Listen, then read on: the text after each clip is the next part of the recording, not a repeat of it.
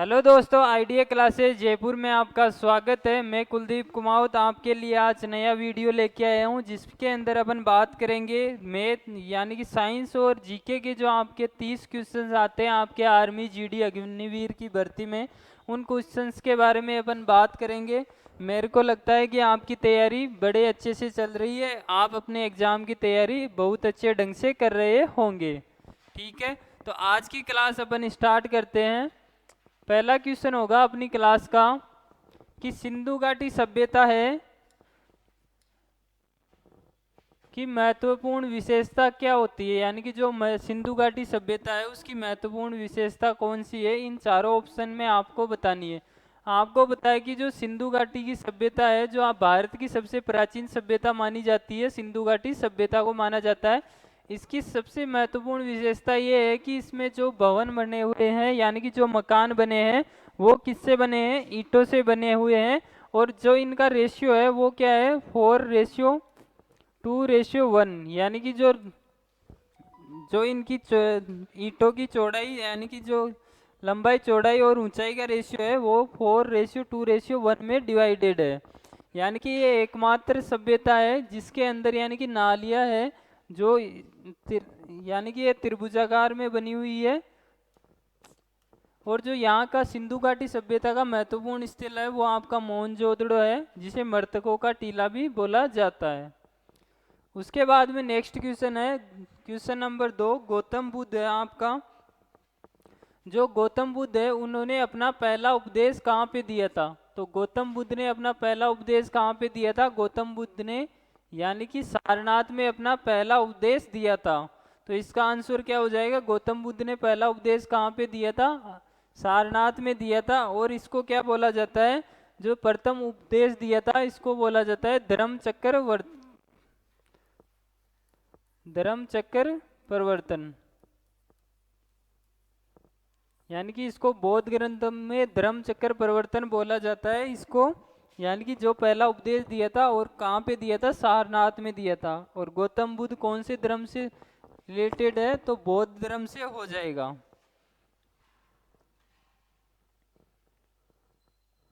उसके बाद में नेक्स्ट क्वेश्चन है, सम्राट अशोक को का पितामह कौन है? अब पितामह क्या होता है, यानी कि दादाजी कौन था इनकी, यानी कि किसका ये पौत्र था? तो किसका था? अशोक। अशोक के यानी कि जो मौर्य वंश है प्राचीन भारत में, तो इसकी स्थापना चंद्रगुप्त मौर्य ने की थी। उसका पुत्र था कौन? बिंदुसार था। यानी कि सबसे पहले आपका चंद्रगुप्त मौर्य हो जाएगा।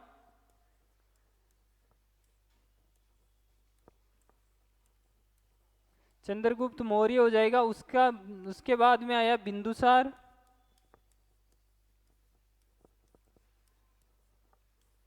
उसके बाद में आया आपका अशोक सम्राट।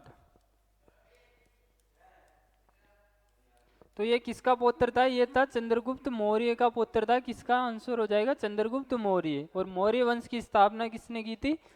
आपकी चंद्रगुप्त मौर्य ने की थी। और यहाँ की राजधानी कहाँ की कौन थी? आपकी राजगृह या गिरिब्रज राजधानी थी इसकी। उसके बाद में नेक्स्ट क्वेश्चन है आपका कि इनमें से कौन प्राचीन यूनानी इतिहासकार और रासायनिक इंडिका नामक पुस्तक के लेखक है? अब जो आपके मौर्य सम्राट थे कौन, यानी कि अशोक चंद्रगुप्त मौर्य थे, उसके यानी कि जो उसका वो कौन था, यानी कि जो आपका मेगास्थनीज यानी कि राजदूत था जिसको सेलुकस निकेटर ने भेजा था चंद्रगुप्त मौर्य के लिए। तो उसने एक पुस्तक लिखी थी, उस पुस्तक का क्या नाम था? इंडिका। तो ये पुस्तक किसने लिखी थी? मेगास्थनीज ने लिखी थी। और आपका जो ये ठीक है, मेगास्थनीज की पुस्तक थी, चंद्रगुप्त मौर्य के दरबार में ये रहता था। उसके बाद में नेक्स्ट क्वेश्चन है आपका कि राज्यसभा का प्रधान सभापति होता है। तो राज्यसभा का प्रधान सभापति कौन होता है आपका? वो होता है भारत का उपराष्ट्रपति। तो ऑप्शन नंबर ए हो जाएगा, भारत का उपराष्ट्रपति राज्यसभा का प्रधान सभापति होता है।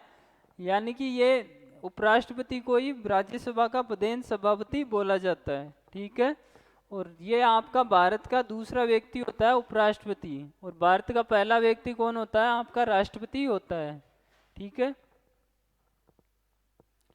उसके बाद में नेक्स्ट क्वेश्चन है, भारत में दूसरा उच्च संवैधानिक पद कौन सा है। ये देखो आ गया है कि भारत का दूसरा उच्च संवैधानिक पद कौन है, तो वो हो जाएगा आपका कौन, उपराष्ट्रपति ही हो जाएगा। भारत का दूसरा उच्च संवैधानिक पद हो जाएगा आपका भारत का उपराष्ट्रपति।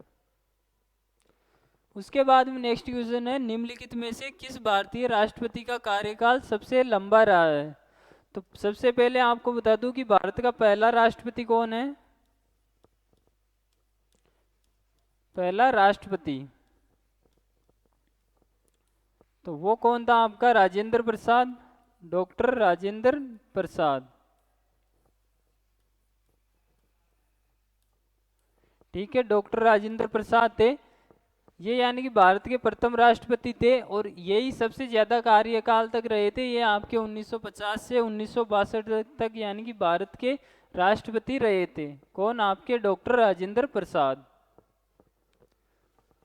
उसके बाद में नेक्स्ट क्वेश्चन है कि भारतीय संविधान में जो आपका दिया गया है उसके अंदर जो हिंदी है, हिंदी को संघ की राजभाषा का दर्जा कौन सी आर्टिकल के अनुसार दिया गया है।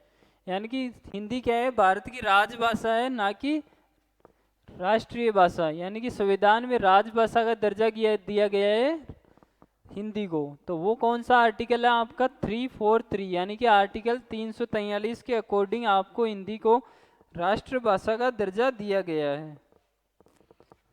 ठीक है, तो ये थे आपके। उसके बाद में नेक्स्ट क्वेश्चन है आपका कि भारत का दक्षिणतम बिंदु कौन सा है। तो भारत का दक्षिणतम बिंदु कौन सा हो जाएगा आपका, वो हो जाएगा आपका इंदिरा पॉइंट। अब आपसे इससे 3-4 क्वेश्चन पूछे जाते हैं आपके। जो पहला क्वेश्चन है कि उत्तरी, सबसे उत्तरी पॉइंट कौन सा है, उत्तरी बिंदु है ना, तो वो कौन हो जाएगा आपका, इंदिरा कोल।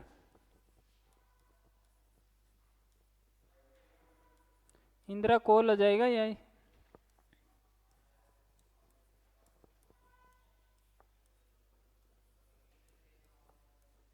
इंदिरा कोल हो जाएगा आपका उत्तरी बिंदु। और आपका दक्षिणतम बिंदु तो हो ही जाएगा कौन सा, इंदिरा पॉइंट। उसके बाद में आपका जो इधर का पूछा जाता है, इधर आपका गुहार मोती। और जो आपका ये हो गया पश्चिमी, और आपका जो पूर्वी बिंदु है वो कौन सा है आपका, किबिथु। ठीक है, उत्तरी आपका इंदिरा पॉइंट हो जाएगा और दक्षिणी आपका इंदिरा पॉइंट हो जाएगा। ठीक है, उसके बाद में नेक्स्ट क्वेश्चन है, निम्नलिखित में से कौन सी भारत की सबसे बड़ी प्राकृतिक मीठे जल की झील है। तो वो कौन सी हो जाएगी आपकी, वुलर झील। यानी कि भारत की प्राकृतिक रूप से सबसे मीठे पानी की झील हो जाएगी आपकी वुलर झील। और ये वुलर झील आपके कौन से राज्य में है, जम्मू एंड कश्मीर, यानी कि यूटी है उसके अंदर है। और जम्मू और कश्मीर में 1 2 3 और झीलें हैं आपकी, बेरीनाग हो जाएगी, शेषनाग हो जाएगी। ठीक है, बेरीनाग, शेषनाग, और आपकी एक और फेमस झील है डल। ये 4 तो आपको याद रखनी है, ये तो वुलर, डल झील, शेषनाग और बेरीनाग। ठीक है, उसके बाद में जो आपकी लोकटक झील है वो भी आपकी क्या, कौन से राज्य में है, आपकी मणिपुर राज्य में हो जाएगी आपकी लोकटक झील। ये भी आपके एग्जाम में पूछा जाता है। ठीक है, एक आपकी चिल्का झील के बारे में पूछा जाता है, सबसे बड़ी लेगून झील कौन सी है, तो चिल्का झील है, वो कहाँ पे आपकी उड़ीसा राज्य में है। कहाँ पे, उड़ीसा में है। ठीक है, इन सारी झीलों के बारे में आपको ध्यान रखना है। उसके बाद में नेक्स्ट क्वेश्चन है, डल झील भारत के किस राज्य क्षेत्र में है। तो डल झील आपका कौन सा हो जाएगा, जम्मू कश्मीर राज्य में है आपकी डल झील।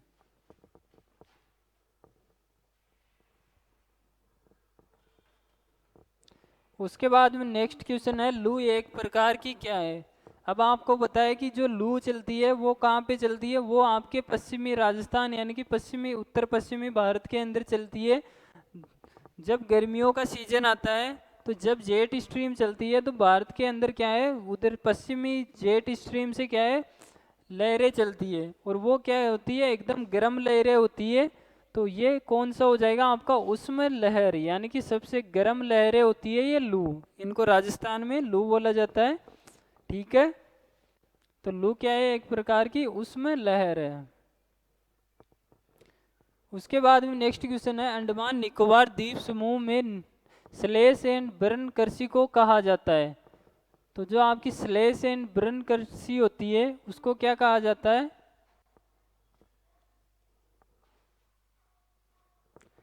तो यह आपकी झूम खेती होती है, उसी को स्लेश एंड बर्न, यानी कि ये एक प्रकार की झूम कृषि ही है, लेकिन इसको जो आपके है ना अंडमान और निकोबार में इसको डीपा बोला जाता है। क्या बोला जाता है? डीपा बोला जाता है इसको।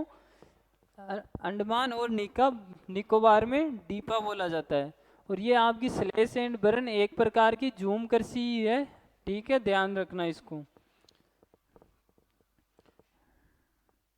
उसके अलावा आपकी जो आपका कौन सा राज्य है, एक दो राज्य में इसको और बोला जाता है, दीपा आपका अंडमान निकोबार में बोला जाता है, और जो आपका मध्य प्रदेश वाला क्षेत्र है उसमें इसको वेबर बोला जाता है, यानी कि जो एमपी होता है उसमें क्या बोला जाता है, इसको वेबर।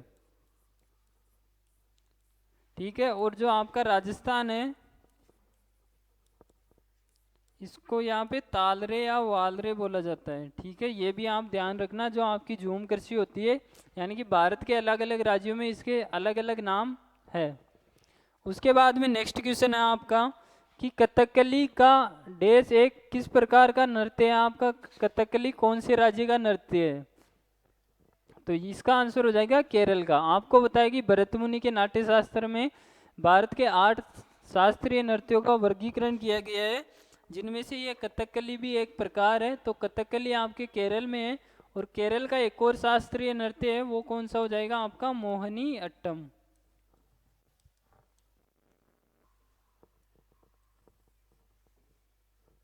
वो कौन सा हो जाएगा आपका? मोहिनी अट्टम। ठीक है, केरल का। और आंध्र प्रदेश का हो जाएगा आपका कौन सा? कुचिपुड़ी। आंध्र प्रदेश का कुचिपुड़ी, मणिपुर का मणिपुरी हो जाएगा, और तमिलनाडु का है वो कौन सा हो जाएगा आपका? भरतनाट्यम। ठीक है, तमिलनाडु का भी याद रखना, वो कौन सा हो जाएगा? भरतनाट्यम। उसके बाद में नेक्स्ट क्वेश्चन है आपका कि आनंद मठ पुस्तक के लेखक कौन है? तो आनंद मठ पुस्तक है प्राचीन इतिहास की बुक है, इसके लेखक कौन है आपके? बंकिम चंद्र चट्टोपाध्याय। और जो भारत का राष्ट्रीय गीत है, वो राष्ट्रीय गीत क्या है भारत का?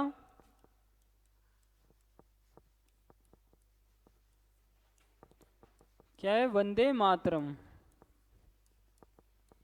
वो भी इसी पुस्तक से लिए गए हैं, बंकिम चंद्र चट्टोपाध्याय द्वारा लिखा गया है। ये वंदे मातरम किस में है? ये आपके इसी में है, आनंदमठ बुक में।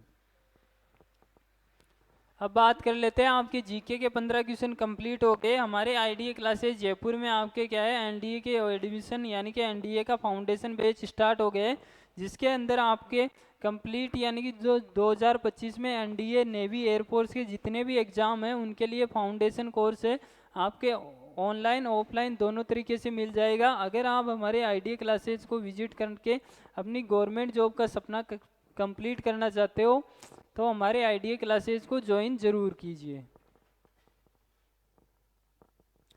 और देखो यहाँ पे गर्ल्स हॉस्टल और यानी कि जो आपके बॉय हॉस्टल दोनों अलग अलग है, तो आपको ये भी सुविधा है कि गर्ल्स और बॉय हॉस्टल के लिए अलग अलग सुविधा है। उसके बाद में नेक्स्ट क्वेश्चन है कि कंप्यूटर के संदर्भ में जीयूआई का विस्तार क्या है? तो आपका जो जीयूआई है, तो जीयूआई क्या होता है आपका? Graphical user interface. तो इसका आंसर कौन सा हो जाएगा? ग्राफिकल यूजर इंटरफेस है आपका जीयूआई।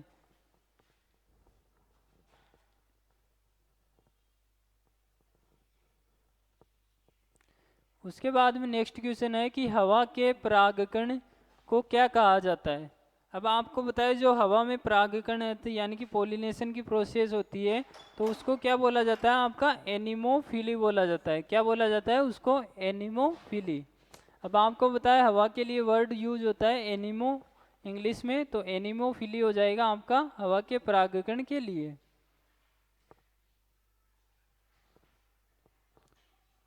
उसके बाद में नेक्स्ट क्वेश्चन है, जो आपकी स्कर्वी रोग है, स्कर्वी रोग हो गया जिसके लक्षणों में मसूड़ों से खून आना शामिल है। जो स्कर्वी होता है उसमें मसूड़ों से आपके खून आने लग जाता है, तो ये कौन से विटामिन की कमी से होता है? तो स्कर्वी आपका कौन से विटामिन की कमी से होता है? Vitamin C. और विटामिन ए की वजह से कौन सा होता है? Night blindness, night blindness. और एक और होता है आपका जीरोप्थेल्मिया।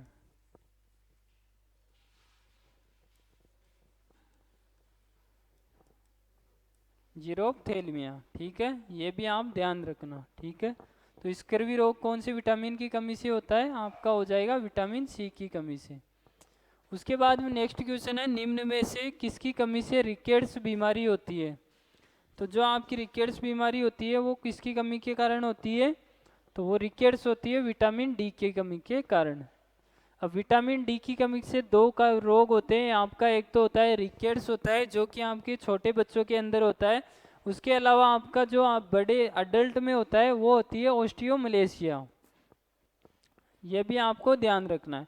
और विटामिन बी की कमी से कौन सा रोग होता है? आपका बेरी हो जाएगा, एक का मैंने पहले ही बता दिया है।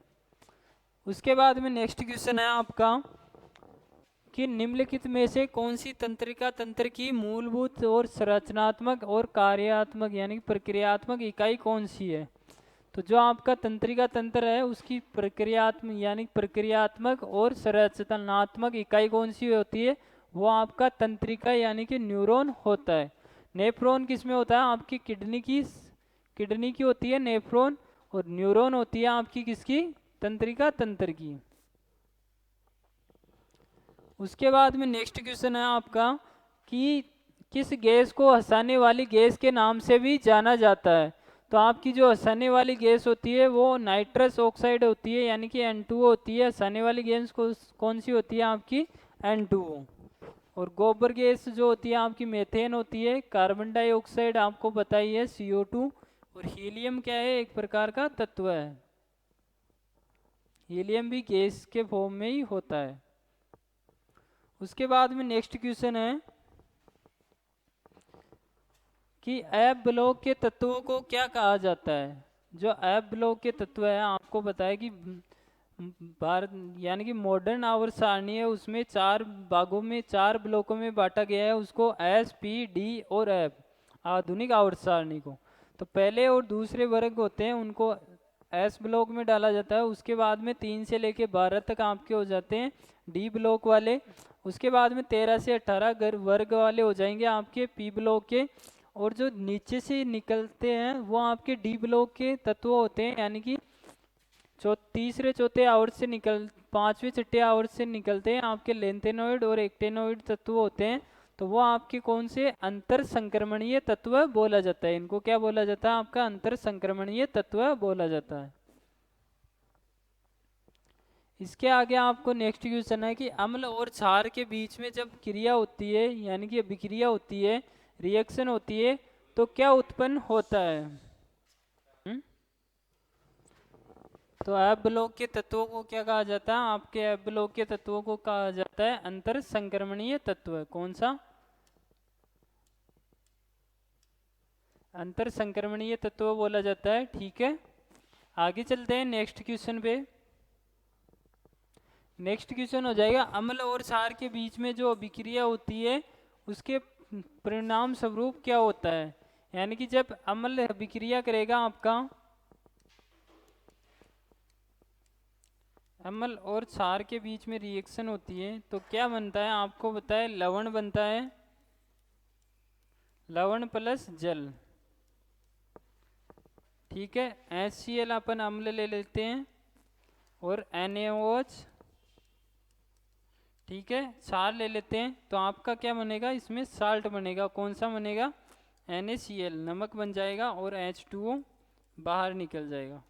तो ये होता है जब अम्ल और क्षार अपने आप अभिक्रिया करते हैं तो लवण का निर्माण होता है। उसके बाद में नेक्स्ट क्वेश्चन है परमाणुओं से प्राप्त ऊर्जा को क्या कहा जाता है? तो जो आपके परमाणुओं से प्राप्त ऊर्जा होती है उसको क्या बोला जाता है? आपकी नाभिकीय ऊर्जा होती है। जो नाभिक के दौरान बनती है, नाभिकीय प्रक्रिया के दौरान होती है। तो नाभिकीय ऊर्जा का उत्सर्जन होता है जब परमाणुओं के बीच अभिक्रिया होती है। उसके बाद में आपका नेक्स्ट क्वेश्चन है कि जो आपका क्रिप्टॉन के परमाणु संख्या है 36 है, तो इसका इलेक्ट्रॉनिक विन्यास क्या होगा। अब किसी भी तत्व के बाह्यतम कोश में इलेक्ट्रॉन कितने आएंगे, उसका फॉर्मूला कौन सा होता है, 2n²। 2n²। अब यहाँ पे 1 रखूँगा तो पहले कोश में 2 इलेक्ट्रॉन हो जाएंगे, यहाँ पे 2 रखूँगा तो 4 दूनी 8, दूसरे कोश में 8 इलेक्ट्रॉन हो जाएंगे। यहाँ पे 3 लिखूँगा, लेकिन ये निकालने के एल कोश के लिए है, तो ये कौन से हो जाएंगे आपके 2, 18, 36 तक जाना है। तो पहले कोश में 2 इलेक्ट्रॉन, दूसरे में 8, तीसरे में 18 रख सकते हो, चौथे में 32 रख सकते हो।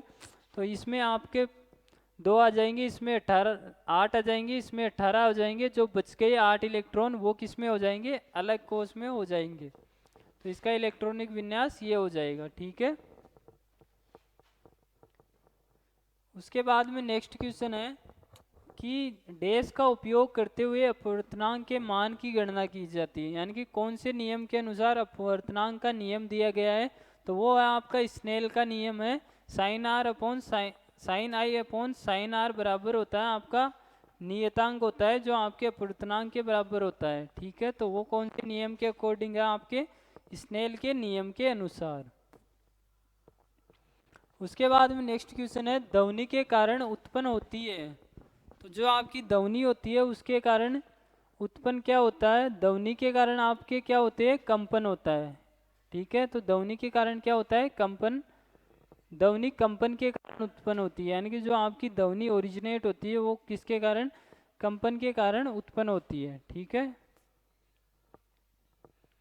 उसके बाद में नेक्स्ट क्वेश्चन है, दबाव को डैश से मापा जाता है।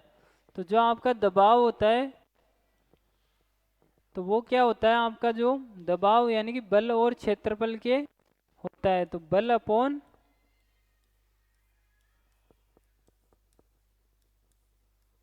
ये होता है आपका फॉर्मूला होता है, किसका होता है, दबाव का फॉर्मूला होता है। ठीक है। तो इसमें कौन कौन से आ जाएंगे, आपका बल आ जाएगा और क्षेत्रफल आ जाएगा। ठीक है। और इसको दाब भी बोला जाता है। ठीक है। तो दाब का जो आपका मात्रक होता है इसको क्या बोला जाता है, पास्कल बोला जाता है। दाब का मात्रक क्या होता है, आपका पास्कल होता है। उसके बाद में नेक्स्ट क्वेश्चन है, सीजीएस प्रणाली में विकृति की इकाई है, विकृति की यूनिट बतानी है सीजीएस पद्धति में। आपको बताया कि विकृति की कोई यूनिट नहीं होती है, ये एक विमाहीन और मात्रकहीन राशि होती है विकृति। तो इसकी कोई इकाई नहीं है। सीजीएस, एमकेएस, एसआई किस में भी ले लो, इसकी कोई इकाई नहीं होती है। ठीक है। उसके बाद में नेक्स्ट क्वेश्चन है कि चाल की अंतर्राष्ट्रीय एसआई इकाई है। तो चाल क्या होती है, चाल की यूनिट क्या होती है, चाल का फॉर्मूला क्या होता है आपका, विस्थापन, विस्थापन बटा समय। ठीक है। या फिर विस्थापन को अपन दूरी भी बोल सकते हैं, है ना। वो वेग के लिए हो जाएगा विस्थापन, और दूरी भी बोल सकते हैं, है ना। तो दूरी आपको बताए, दूरी किस में, मीटर में मापी जाती है, और आपका समय सेकंड में। तो कौन सी यूनिट हो जाएगी आपकी, मीटर प्रति सेकंड। तो इसकी एसआई यूनिट कौन सी हो जाएगी आपकी, मीटर प्रति सेकंड इसकी एसआई यूनिट हो जाएगी। तो दोस्तों ये आपके 30 क्वेश्चन थे साइंस और जीके के। अब मैं बता दूं कि हमारे आइडिया क्लासेस जयपुर में है, गारंटी बेच चलाए जा रहे हैं, जिसके अंदर आपको 1 साल के अंदर किसी भी गवर्नमेंट जॉब का अगर आपका सपना हो तो उसकी गारंटी सहित आपको स्टडी करवाई जाती है, और आप इस बैच को ज्वाइन कर सकते हो। मात्र 1 साल के अंदर आप गवर्नमेंट जॉब पाने के हकदार हो सकते हो अगर आप हमारा गारंटी बैच ज्वाइन करते हो तो दोस्तों मिलते हैं नेक्स्ट क्लास में। जय हिंद, जय भारत दोस्तों।